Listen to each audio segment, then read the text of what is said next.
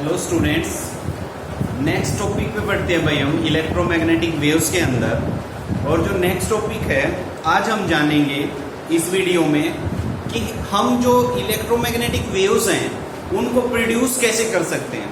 How can we produce electromagnetic waves. तो आपका topic का नाम मैं यहाँ लिख लेता हूँ बेटा। तो production of electromagnetic waves.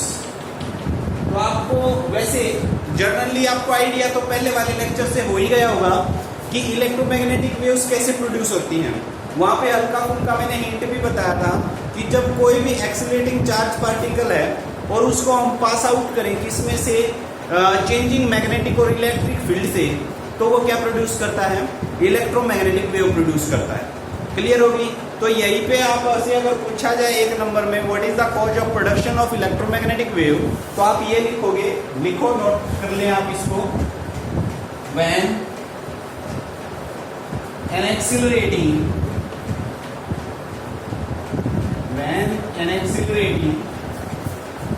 Charge particle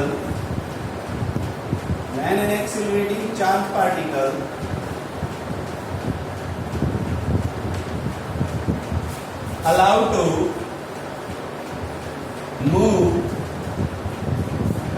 move in a time changing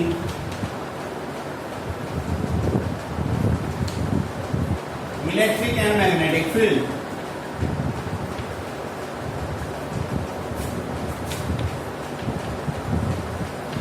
देखो भाई, when an accelerating charge particle allowed to move in a time changing means कि टाइम के अकॉर्डिंग वो चेंज हो रही है electric and magnetic field, then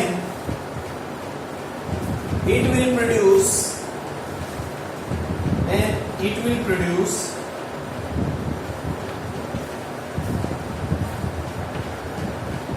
electromagnetic waves। Electromagnetic waves. अब electromagnetic waves का आपको पता चल गया भाई कैसे प्रोडक्शन होती है, ठीक बात हो गई। अब मैं कुछ एक एग्जांपल आपसे डिस्कस करता हूं कि कहां पे इलेक्ट्रोमैग्नेटिक वेव आपकी प्रोड्यूस हो रही है, हो सकती है, और कहां पे नहीं हो रही है या नहीं हो सकती। कई बार इनमें से क्वेश्चन बन जाता है। मैं एक दो एग्जांपल आपके साथ डिस्कस करूंगा। जैसे भाई एक एग्जांपल ले लेता हूं मैं।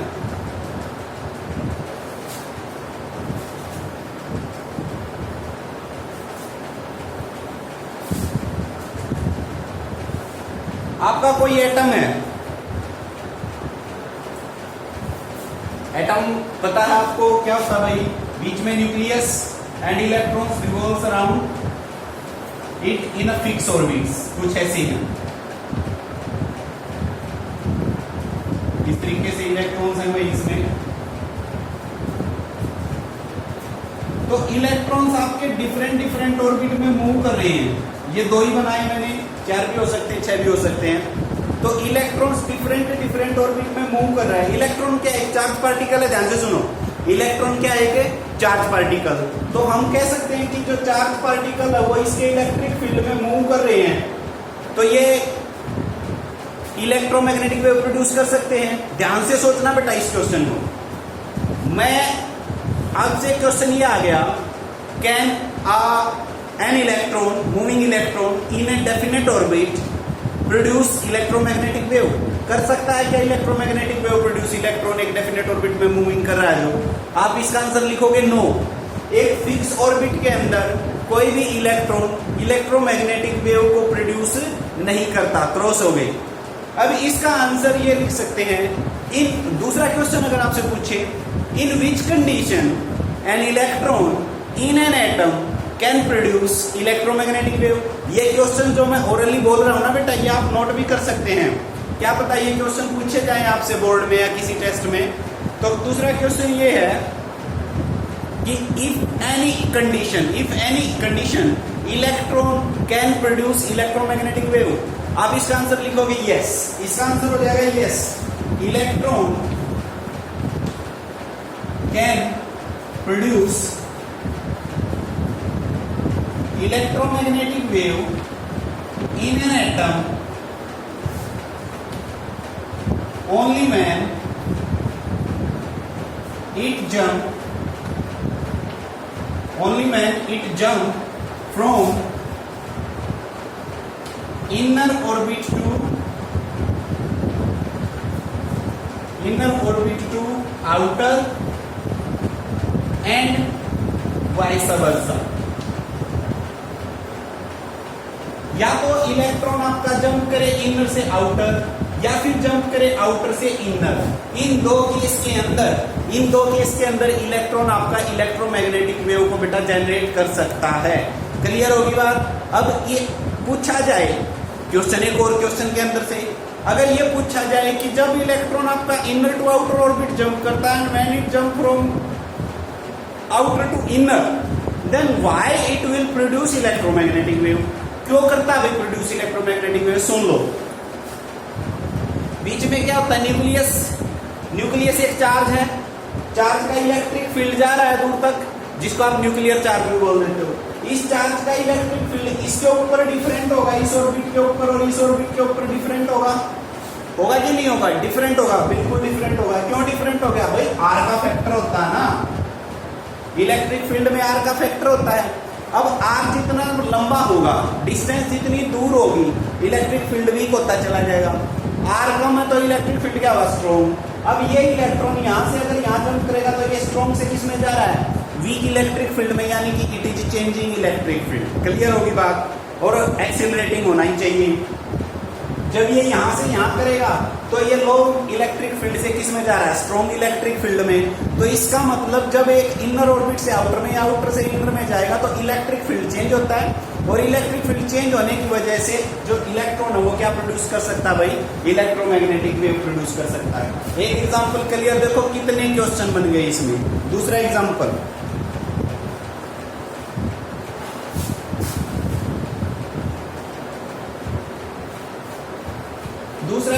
आपने अभी पढ़ा है बेटा लेटेस्ट पिछली यूनिट में। एक है एलसी ऑसिलेशन किया होगा आपने।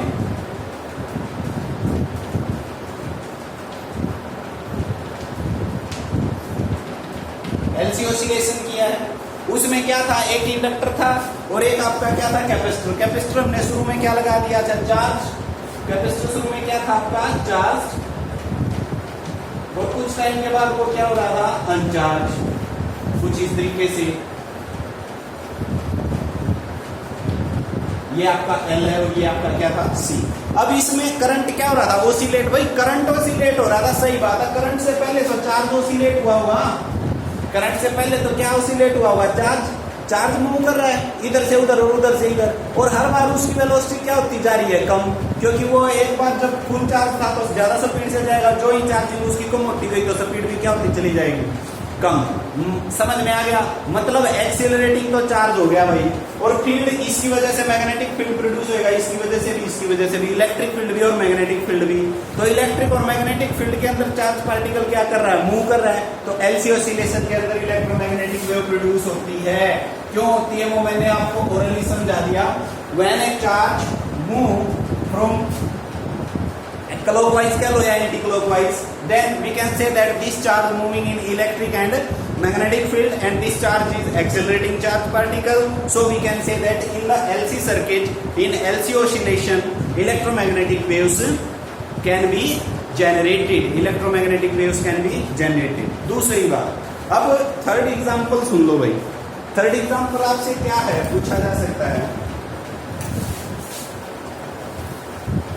जैसे कोई इलेक्ट्रॉन है और वो फास्टली है, मूव कर रहा है, फास्टली मूव है।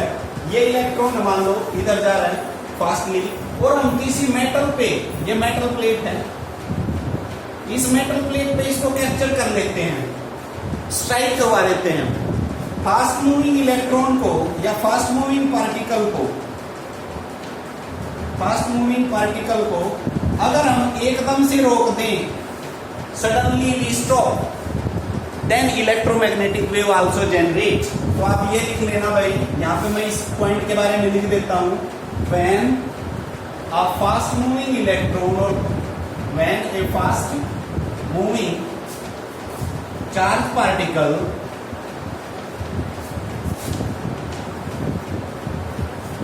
suddenly stop,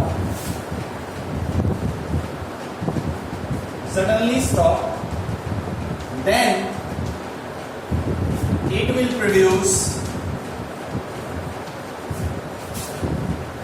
electromagnetic waves. तो ये क्या प्रोड्यूस करेगा? Electromagnetic waves. क्लियर होगी? तो ये बेटा 2-3 एग्जांपल मैंने किए हैं डिस्कस, किसमें किसी में इलेक्ट्रोमैग्नेटिक वेव कब प्रोड्यूस होता है, कब नहीं होता है। तो इन एग्जांपल से कोई क्वेश्चन आपका सेटअप हो जाता है, इसलिए मैंने ये इंपॉर्टेंट एग्जांपल्स बेटा आपसे डिस्कस किए हैं। मेरे ख्याल में आपको समझ आ गया होगा। अगर कोई डाउट है तो आप मेरे से पूछ सकते हैं, पर्सनली कॉल करके या फिर मैसेज करके आप मेरे से डिस्कस कर सकते हैं। तो अभी तक चैप्टर की हमारे पास हिस्ट्री क्या रही है सुन लीजिए। अभी तक चैप्टर की हिस्ट्री ये रही है, इलेक्ट्रोमैग्नेटिक वेव क्या होता है हमने हिस्ट्री से उठाया और अब हम पहुंच गए हैं कुछ नॉलेज तक। फिर हमारे पास बीच में डिस्प्लेसमेंट करंट आ गया था। डिस्प्लेसमेंट करंट किसने ठीक ठाक किया? मैक्सवेल ने, एम्पियर वाले लॉ में उसको एडजस्ट कर दिया। क्वांटिटी ऑफ हम करंट पढ़ चुके हैं। अब आज इस वीडियो में हमने ये पढ़ा है कि भाई how can we generate electromagnetic waves. अब इलेक्ट्रोमैग्नेटिक वेव जनरेट भी कर ली, अब उसकी कुछ प्रॉपर्टीज आपसे पूछ ली जाती हैं। तो नेक्स्ट पर हम पढ़ने वाले हैं properties of electromagnetic waves.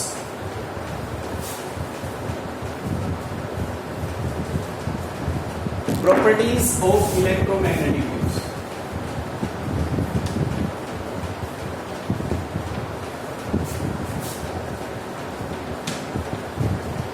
There are some properties I will discuss with you. First तो यही लिख दो भाई कि वो प्रोड्यूस कैसे होती है, कहां से होती है। They can produce by an accelerating charge particle. These waves can be produced by an accelerating charge particle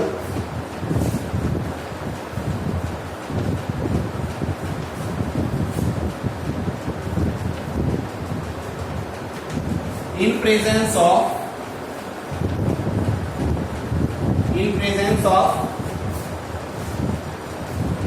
changing electric and magnetic field, changing electric and magnetic field। ये बेटा मैं पूरी के पूरी लाइंस इसलिए लिख रहा हूं ताकि आपको नोट्स बनाने में थोड़ी हेल्प मिल जाए और नोट्स आपके परफेक्ट बनने चाहिए। Next point is, next property क्या है?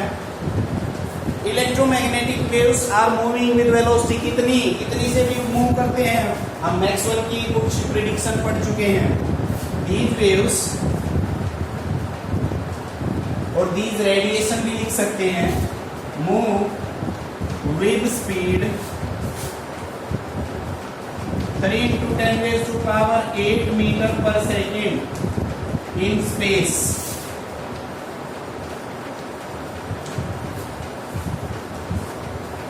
थर्ड प्रॉपर्टी भाई मैं ऊपर लिख देता हूं।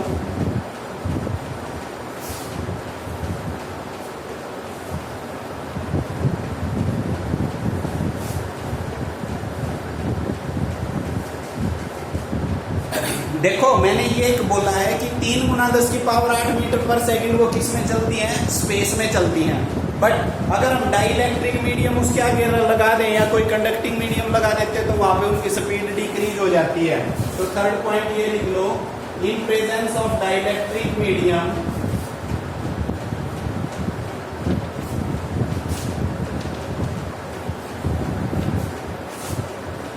their speed decrease, their speed decrease। Clear होगी? फोर्थ प्रॉपर्टी लिखिए, they don't require any medium, they don't require any medium for propagation, they don't require any medium for propagation।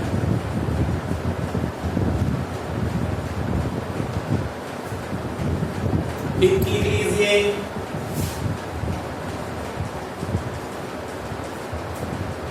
they apply,